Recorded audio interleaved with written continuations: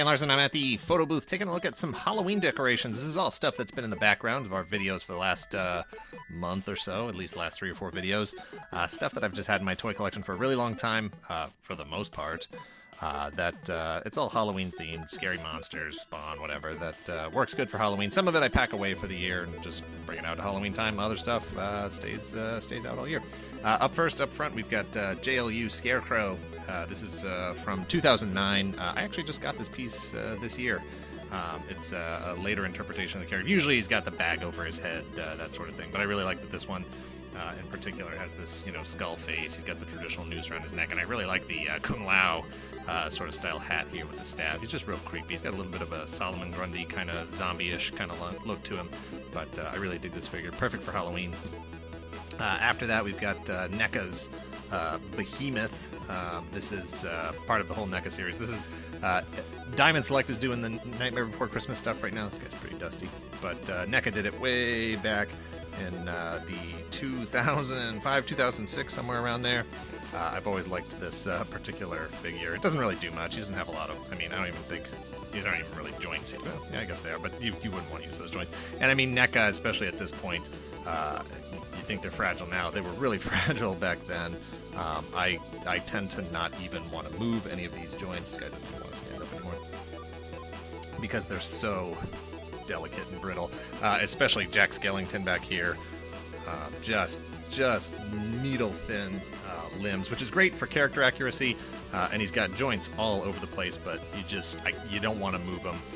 It's the dangers of being an opener like I am, and wanting to actually pose and display the stuff.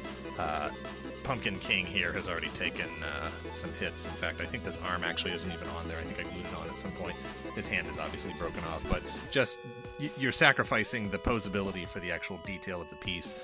They're great Halloween pieces. Again, I bring them out at Halloween time, decorate with them, put them back away. It's not they aren't pieces that I keep out all year round. Actually, a lot of these pumpkins came from those NECA figures as well, as did Zero. Zero came with Jack Skellington. Behemoth also came with the Easter Bunny, which we keep in the Easter decorations box. Over here we've got Kenner Endo Glow Terminator from 1991.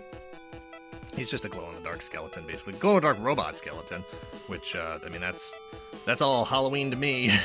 That's all stuff that I like to decorate with. Take a step over here, we've got Zombie Elvis. Not an action figure, just a decorative piece. I don't know anything about this. Made in China, that's all it says. I don't know who makes this kind of stuff. I don't know where it comes from. We saw it at a flea market and absolutely had to have it. I don't know. I would take if Figuarts wanted to do something like this, if Mafex, anybody, I would love to have an actual posable action figure of this thing. It is absolutely positively one of the my favorite things in my collection, and certainly as part of my Halloween decorations, as is Creepy Creepenstein here. I don't even know what to do with this, what to call it. This is another piece that just sort of popped up at a flea market one day, and had to purchase it. It wasn't even Halloween time. It's called Kitty Kitty. It says on the bottom, Romac 9193.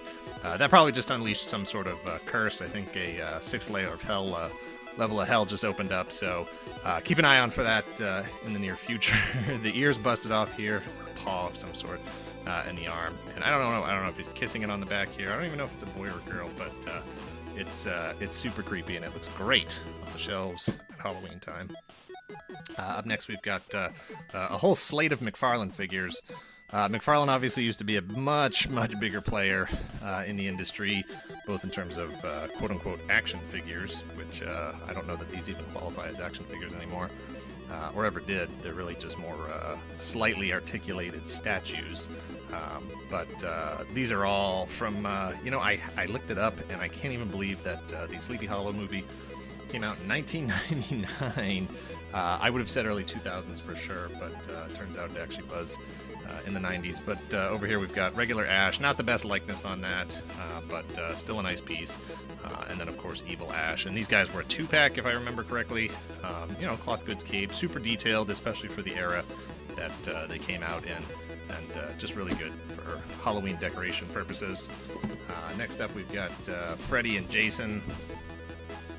They were sold as a 2-pack, I think in a fish tank at one point, but these were the 2 that came individually with their movie poster marquee things in the background. Jason had some other weapons and stuff. I think he came with his spear and an axe, and I don't think he came with body parts. I think Leatherface was the only one that came with the body parts, but these are all from the Movie Maniacs line of figures. 98, so yeah, I've been decorating for Halloween with those for quite a while now. Not quite a while now. Not the best Freddy figure ever. NECA's doing much better stuff now, in different scales. Obviously, there's the Nico style ones that are out. Just a lot better figures now, but these were the first. These were the absolute best at the time. Nobody else had done anything like this with Freddy and Jason. It was a license that couldn't have happened before McFarlane, so you got to give McFarlane credit for that. Again, we've got Sleepy Hollow over here. We've got the standing and the diorama version with the full horse. If you're on Instagram, if you're a member of toy photography communities in any capacity, you've probably seen this tree in background with all the skulls and stuff. It pops up a lot in people's toy photography and stuff. You can get this set pretty cheap in the box, probably between $30-40. I haven't looked it up recently, but it doesn't run that expensive. And this figure shouldn't run you more than 10 or 15 bucks, maybe 15, 20 in the box in the package. But he comes with his axe. I don't know if this one comes with a shield off the top of my head, but it does come with a Christopher Walken Hessian removable head there, and then also just the skulled version of the Hessian, sort of mid-transformation, and they just pop right on there, which is fun. And I think they work over here. Let's see if they work. They work well enough over there. So you're getting a Christopher Walken head, which is there is nothing wrong with that. And this guy will work plug right into any skeleton-headed, skull-headed collections. Put him right next to your Red Skull or your Skeletor, or just break him out at Halloween time like I do. A lot of great detail there. Would be nice if they had cloth coat capes, but either way, again, awesome diorama, awesome stuff for Halloween. And then in the back here we've got this is from the classic covers number 88, 2003. There's 2 different versions of this. A version that has the hamburger head unmasked Spawn, and then this is actually the masked version. I like it because it's actually sort of it's very Halloween-ish. I mean, Spawn himself is kind of a Halloween-y kind of character, but you've also got the jack-o'-lanterns down here and the cat and the owl up in the tree. So this piece works good for diorama stuff as well. Decorations, and then in the back we've got this was actually part of probably the best Spawn figure that they ever made. Let's modify that. It is the best Spawn figure, specifically, of Spawn that was ever made. The 10th anniversary figure that came out in 2002, which was way ahead of its time. This one is it was actually the cape and the crucifix here. I assume it's the top of the church. These pieces were actually from the Necroplasm version. Was the version that I was able to pick up at some point. Actually, here it is. Missing his hand. This particular plastic, when I opened it up, they might as well have made it out of actual Jell-O. It just absolutely fell apart. I'm going to see if I can balance him here and actually get him to stand up.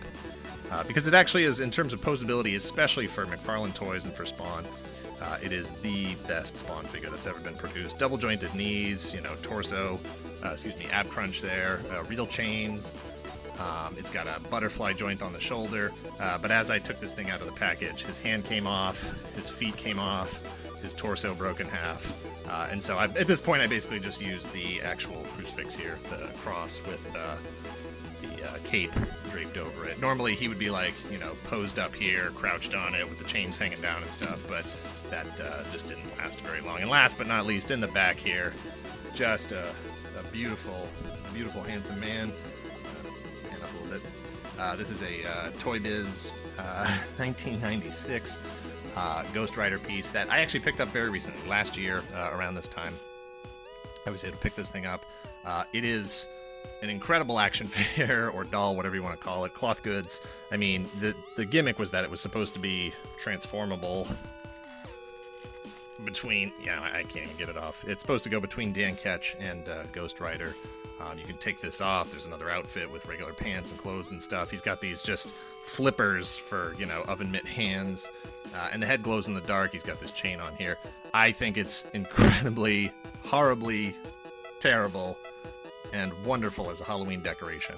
I break this thing out. I broke it out last year. It was the first time I was able to display it. This year, brought it out again. And I love, you know, at night, turn off the lights, the head is glowing, it's just been charging up all day, and it's just a fantastically terrible figure that is borderline offensive to Ghostwriter because it's so poorly rendered, but it is just a gorgeous, gorgeous piece of action figure memorabilia there that is a great Halloween decoration. Anyway, that's a quick look at some of the stuff that's been in the background for the Halloween decorations. We're going to turn that stuff over soon here. Move on to, I don't know, the big Thanksgiving display in the background. It's going to be tough coming up with a bunch of turkey action figures. Anyway, let me know if you have some favorite Halloween figures that you've been pulling out and using in your displays or your figure photography. Thanks for watching. Later.